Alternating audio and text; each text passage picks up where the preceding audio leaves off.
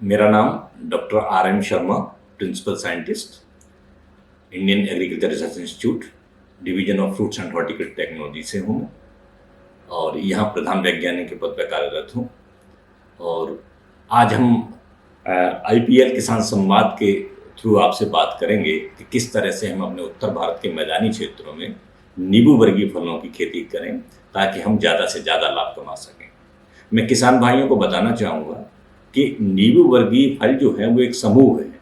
जैसे आपने आम, अमरूद सुना होगा, ये एक अकेले फल होते हैं, लेकिन नींबू वर्गीय फल जो है इसमें बहुत सारे फल हैं जिनको अगर आप पद्धतिवार लगाएं तो साल में कम से कम 8 से 9 महीने आप आय कमा सकते हैं। इनमें लेमन है। लेमन जो है हमारे संस्थान ने 2 प्रजातियां इसकी विकसित की हैं, कागजी कला और पूसा लेमन वन। ये दोनों ही प्रजातियां बहुत अच्छी हैं, साल में 2 बार फलत देती हैं, एक बार जुलाई और अगस्त में। और ख़ास करके पूसा लेमन वन जून से इसकी तुड़ाई आरंभ हो जाती है, तो क्योंकि गर्मी में नींबू की डिमांड बहुत ज़्यादा रहती है तो ये पूसा लेमन वन प्रजाति आप लगा सकते हैं लेमन की। और दूसरी फलत इसकी आती है नवंबर दिसंबर या नवंबर से जनवरी तक। तो ये दोनों ही जो है प्रजातियाँ हैं हमारी जिनको आप लगा सकते हैं। इसके अलावा खट्टा नींबू, जिसको आप एसिड लाइम या कागजी नींबू कहते हैं, तो इसकी भी 2 प्रजातियाँ हमारे संस्थान ने विकसित की हैं, पूसा ऋत और पूसा अभिनव। ये भी साल में 2 बार फलत देती हैं और इनको भी आप लगा सकते हैं। इनकी जो फलत आती है वो इधर अगस्त सितंबर में आती है, उधर फरवरी से लेकर अप्रैल तक आती है। और हम ऐसी प्रजातियों को विकसित करने में लगे हुए हैं कि जो प्रजातियां हमें मई और जून में फल दे सकें, ताकि हमारे जो उत्तर भारत के किसान भाई हैं उनको ज़्यादा से ज़्यादा लाभ हो सके। इसके अलावा हमारे किसान भाई ग्रेप फ्रूट लगा सकते हैं, जिसको ये आम भाषा में चकोतरा बोलते हैं। तो उस अगर ग्रेप फ्रूट को आप लगाते हैं तो ग्रेप फ्रूट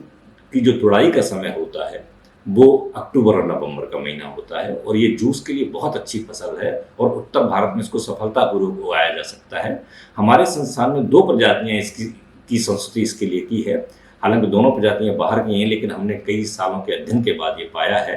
कि मार्श सीडलेस और रेड ब्लस, ये 2 प्रजातियां ग्रेप फ्रूट की ऐसी हैं जिनको अगर आप लगाते हैं तो ये फ्रेश जूस पीने के लिए बहुत अच्छी हैं और दोनों ही लगभग बीज रहते हैं। अच्छी बात ये है कि इनमें बीज 2 या 3 बीज निकलते हैं या कई बार नहीं भी निकलता और एक फल से ही आपका 1 गिलास जूस बच जाता है। और इसकी दिल्ली जैसे स्थान पर अगर मार्केट आप करते हैं तो यहाँ पे बहुत सारे विदेशी लोग रहते हैं, एम्बेसीज हैं जहाँ पे इसकी बहुत ज़्यादा डिमांड रहती है। तो अगर हमारे किसान भाई ग्रेप फ्रूट लगाते हैं तो अक्टूबर से इसकी तुड़ाई आरम्भ हो जाती है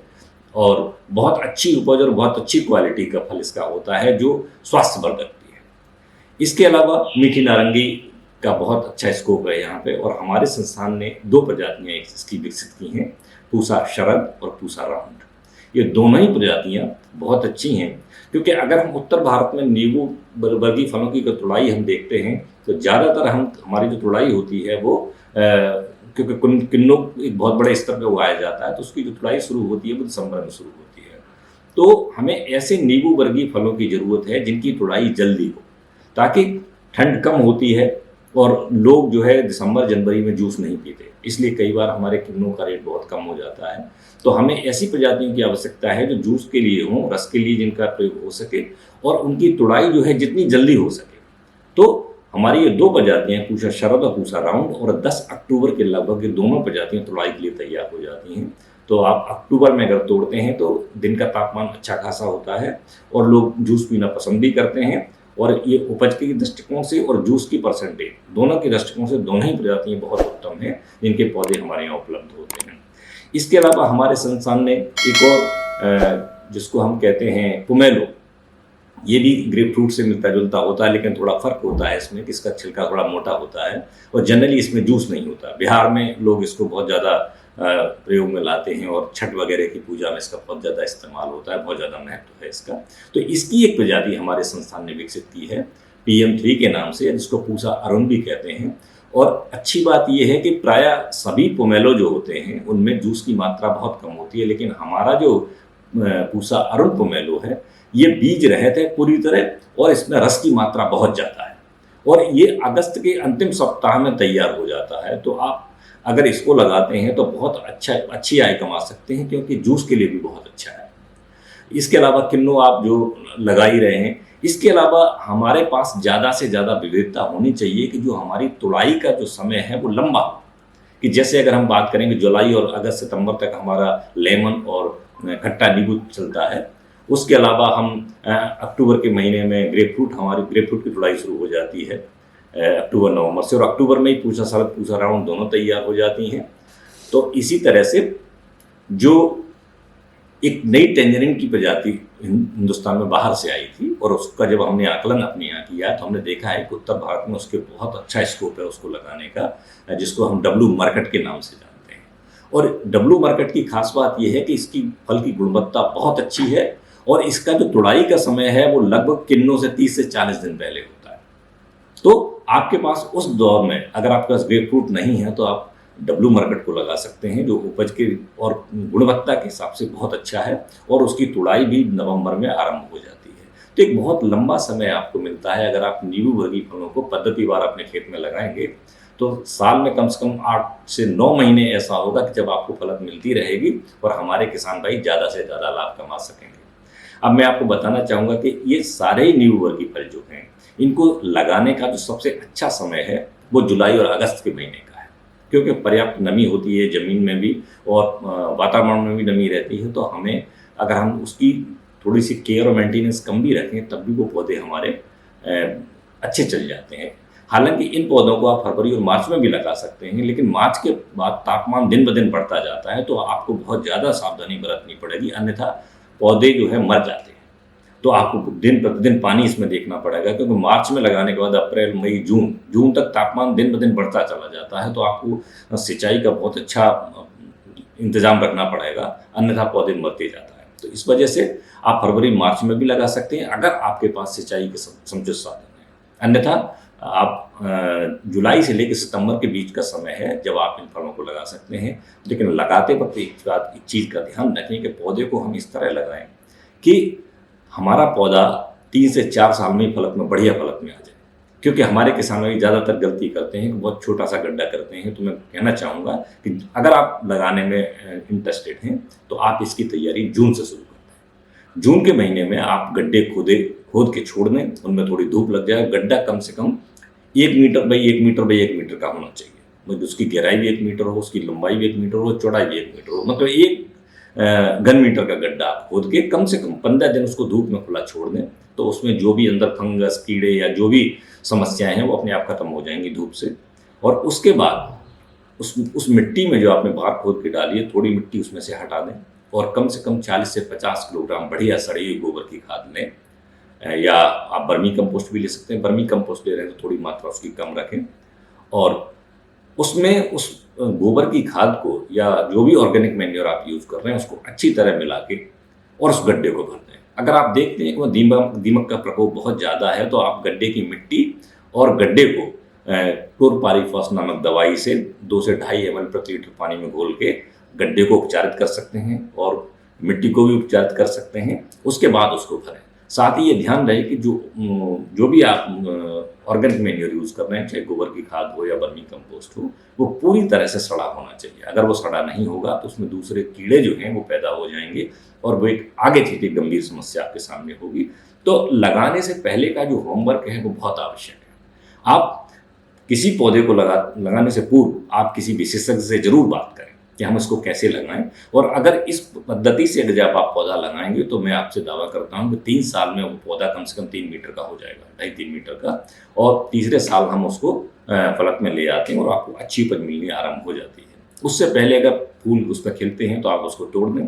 साथ ही साथ, क्योंकि अगर आप प्योदी पौधे ले रहे हैं, कलमी पौधे ले रहे हैं, तो इस बात का ध्यान रखें कि जो जहाँ पे बड या ग्राफ्ट आपने कर रखा है उसके नीचे से कोई शकर नहीं निकलना चाहिए, क्योंकि ये बहुत बड़ी समस्या है कि अगर ऐसा होता है तो पहले साल तो आपको जो सांकुर डाली आपने लगाई है उससे फल मिलेगा, और फिर उसके बाद क्या होगा कि मूल वृंत से जो शाखाएं नीचे से निकल जाएंगी और आप ध्यान नहीं देंगे तो क्या होगा कि वो आपका जो ओरिजिनल पौधा है वो मर जाएगा और उसकी जड़ जो है चल पड़ेगी, और फिर आपको वो जो खट्टी पे उसको खट्टी पे हम ग्राफ्ट करते हैं तो खट्टी के फल आपको मिलने आरंभ हो जाएंगे और आपको बड़ा नुकसान हो सकता है।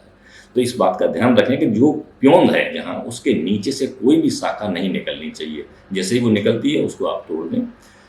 उसके बाद जब पौधा आपको लगाना है तो पौधा जिस दिन आप लगाएं या जहाँ से नर्सरी से उठा के ला रहे हैं उसी दिन उसका रोपण होना चाहिए, क्योंकि गड्ढा आपने पहले भर दिया है और गड्ढे के बीच में थोड़ी सी जगह बनाएं, और अगर वो पॉलीथीन बैग में हो तो उसकी पॉलीथीन बैग ब्लेड से काट के हटा दें और गड्ढे के बीचों बीच उसको लगा दें और उसको अच्छी तरह मिट्टी में दबा के, ध्यान रहे कि जहाँ कलम है वो कम से कम 15 सेंटीमीटर आपका ज़मीन से ऊपर रहना चाहिए, वो ज़मीन में अंदर नहीं जाना चाहिए, अन्यथा अगर वो ज़मीन में चला गया तो पौधा आपका वहाँ से मर सकता है। तो प्योंद ऊपर रहे, उसमें प्योंद के नीचे कोई शाखा उसमें ना हो, और अच्छी तरह से उसमें मिट्टी से उसमें दबा दें, और उतना ही दबाएं जितना वो नर्सरी में था, उससे ज़्यादा ना दबाएं, और उसके बाद उसमें सिंचाई कर दें। और ऐसा करने से टाइम टू टाइम आप देखते रहें कि उसमें कोई शक्कर तो नहीं निकल रहा, या उसमें पानी की जितनी आवश्यकता है हमें उतनी आवश्यकता में पानी उसको देना है, अन्यथा इसमें फाइटोप्थोरा गलन की समस्या भी बहुत बड़ी समस्या है। तो पानी आपको जितनी आवश्यकता है उतना ही देना है, और सही टाइम पे देना है, क्योंकि पौधा छोटा होता है उस वक्त, और उसकी जो मिट्टी होती है वो ज़मीन की सतह के ऊपर ही होती है। तो आप जो है 5 से 6 लीटर पानी भी अगर आप देते हैं हफ्ते में एक बार, अगर बारिश नहीं हो रही है तो आप देते हैं तो आपका काम चल जाएगा। दूसरी बात, जब पौधे को आपने लगा दिया तो उसके साथ हमें ये ध्यान रखना है कि एक तो मैंने कहा कि जड़ से कोई उसमें शाखा ना निकले और वो सीधा बढ़े। तो सीधा बढ़ने के लिए कई बार हम क्या काम करते हैं कि उसके साथ एक लकड़ी भी गाड़ देते हैं और उसके साथ उसको बांध देते हैं, ताकि जो पौधा जब बढ़े तो सीधा बढ़े। और अनावश्यक जो स्प्राउट्स उसमें निकलते हैं, खास करके ये आपके जुलाई के महीने में या फरवरी मार्च के महीने में जो आते हैं, उनको काटते रहें और पौधे को ऊपर की तरफ को बढ़ने दें। लेमन एक ऐसा पौधा है जो झाड़ी की तरह बढ़ता है, तो उसकी ज़्यादातर शाखाएं ज़मीन के आसपास रहती हैं, क्योंकि उसको ऊपर नहीं ले जा सकता, और उसको प्रायः हम बूटी से या एयर लेयरिंग से तैयार करते हैं, तो वो झाड़ी नुमा होता है। बाकी सारे जो नींबू वर्गीय फल हैं वो ऊपर की तरफ को चलते हैं। तो आपको इस चीज़ का ध्यान रखना है। और इसमें जो खाद देने का समय, इसके अलावा ऐसे किसान भाई जो पहले से नींबू के बाग लगाए बैठे हैं या उनके किचन गार्डन में 2, 4, 5 पौधे बड़े हो गए हैं, तो पूर्ण विकसित पौधे में दिसंबर और जनवरी के महीने में अगर आप देखते हैं कि उसमें कोई शाखा गलत है या मर गई है तो उसको काट दें। काटने के बाद दिसंबर जनवरी के महीने में कम से कम, अगर पूरा विकसित पौधा है तो कम से कम 30 से 40 किलोग्राम सड़ी हुई अच्छी गोबर की खाद मिला दें, और अनावश्यक भाग जो मर गए हैं कट के उनकी कटाई करते हैं, जिसको हम प्रूनिंग बोलते हैं। और इसके बाद इस बात का ध्यान रखें कि टाइम टू टाइम देखते रहें कि कहीं तने से कोई गोंद तो नहीं निकल रहा, क्योंकि गोंदार दे दिया जिसको हम गमोसिस कहते हैं, वो बहुत गंभीर समस्या है पूरी दुनिया में नींबू वर्गीय फलों की। तो अगर आप देखते हैं कि उसमें कहीं से गोंद निकल रहा है या पानी जैसा स्पॉट आपको तने पर कहीं नज़र आ रहा है अंदर से, तो आप सचेत हो जाएं कि आपकी जड़ में जो है इन्फेक्शन हो चुका है। तो ऐसी स्थिति में रिडोमिल गोल्ड नाम की एक दवा आती है, उसका 2.5 ग्राम प्रति लीटर पानी में घोल बनाकर उसके थाले में डाल दें, और कम से कम आप उसमें, अगर पूरा विकसित पौधा है तो 20 लीटर पानी कम से कम एक पौधे की जड़ में जाना चाहिए। ये आपको मिट्टी में डालना है, क्योंकि वो समस्या जड़ की है। तो अगर जड़ में वो दवाई चली जाएगी तो वो समस्या आपकी सॉल्व हो जाएगी और आपको फिर कुछ नहीं करना पड़ेगा। या इसकी जगह हम एलिट एक दवाई आती है, अगर वो आपके पास रिडोमिल नहीं तो आप एलिट का भी इस्तेमाल कर सकते हैं। उसी तरह से 2 से 2.5 ग्राम प्रति लीटर पानी में घोल के कम से कम 20 लीटर सॉल्यूशन उसकी आप तने में डालें, तो उससे आपका फाइटोप्थोरा जो है वो कंट्रोल होगा। और फाइटोप्थोरा के लिए एक बात और कहूँ कि जो इरिगेशन का सिस्टम जो आप यूज़ कर रहे हैं, उस पर जो जल प्रबंधन आप करें उसमें ध्यान रखें कि जो पौधा प्रभावित है उस पौधे का पानी अगले पौधे में नहीं जाना चाहिए, अन्यथा क्योंकि ये मृदा जनित रोग है तो एक पौधे से दूसरे पौधे में भी चला जाता है। तो बेहतर होगा कि या तो आप टपक सिंचाई से लगाएं, अन्यथा जो मेन नाली है आपकी वो 2 पौधों की जो लाइन होती है उसके बीच में रखें और उसको हर पौधे को उस नाली से जोड़ें, ताकि जो पानी लगे वो व्यक्तिगत पौधे में लगे और एक पौधे का पानी दूसरे पौधे में न जाए। तो इससे आप उस बीमारी से पौधों को बचा सकते हैं। और विकसित पौधों में जब फल उस पर लग जाए, क्योंकि आपको कोई भी उर्वरक जो है फल लगने से पहले नहीं डालना है, क्योंकि जड़ सुसुप्त अवस्था में होती है दिसंबर जनवरी में। तो हमारे बहुत सारे किसान भाई जनवरी में ही उसमें फर्टिलाइजर डाल देते हैं या उर्वरक डाल देते हैं। आपको सिर्फ दिसंबर जनवरी में गोबर की खाद या जो भी ऑर्गेनिक मैन्योर है वही डालना है, कार्बनिक खाद कोई डालना है। और जब फल उस पर लग जाए, चने मटर के बराबर हो जाए, उसके बाद मार्च के आखिरी हफ्ते में 600 ग्राम नाइट्रोजन, 400 ग्राम फास्फोरस और 400 ग्राम पोटास, इसको आप प्रति पौधा डालें। बेहतर है कि अगर नाइट्रोजन की मात्रा को आप 2 भाग में डिवाइड कर दें या विभाजित कर दें तो अच्छा रहेगा, क्योंकि फल का जो पेड़ पे जो समय है बहुत लंबा होता है। क्योंकि जितने भी मीठे फल हैं, मौसमी है, किन्नू है, इनमें जो फलत होती है वो मार्च में होती है और इनकी तुड़ाई जो होती है वो अक्टूबर के बाद होती है। तो बहुत लंबा समय पेड़ पर रहना होता है। तो अगर आप नाइट्रोजन की एक मात्रा बाद में देते हैं जो है रेनी सीजन के बाद, तो वो आपको फ़ायदा पहुंचाएगी, क्योंकि यूरिया जो है, जो नाइट्रोजनस फर्टिलाइजर है, वो लीच कर जाता है और ज़मीन में चला जाता है, तो बहुत ज़्यादा अगर इकट्ठा आप देते हैं तो उसका नुकसान हो जाता है। इसके अलावा अगर आप देखते हैं उसमें तो कुछ माइक्रोन्यूट्रिएंट की डेफिशिएंसी आ रही है, जिंक की डेफिशिएंसी आ रही है, तो इन सभी माइक्रोन्यूट्रिएंट का जो स्प्रे आप करें, या तो मार्च के महीने में करें, जो नई पत्तियां जब खुलती हैं, या जुलाई अगस्त के महीने में करें, क्योंकि जो पुरानी पत्ती है उस पर शोषण, या हम कहें उसका जो एब्जॉर्प्शन होता है न्यूट्रिएंट का, कम होता है। तो बेहतर है कि जब पत्ती नई हो लेकिन पूरी खुल गई हो, उस वक्त आप करें, और किसी विशेषज्ञ की राय लेकर ही करें, क्योंकि कई बार जिंक सल्फेट अगर आप अकेले देते हैं तो उससे कुछ अम्लता बढ़ती है, और कई बार जो है पत्तियां जल भी जाती हैं। और पानी का विशेष ध्यान रखें, क्योंकि पानी में अगर लवण है तो एक गंभीर समस्या है नींबू वर्गीय फल के लिए। और ऐसी समस्या जहाँ है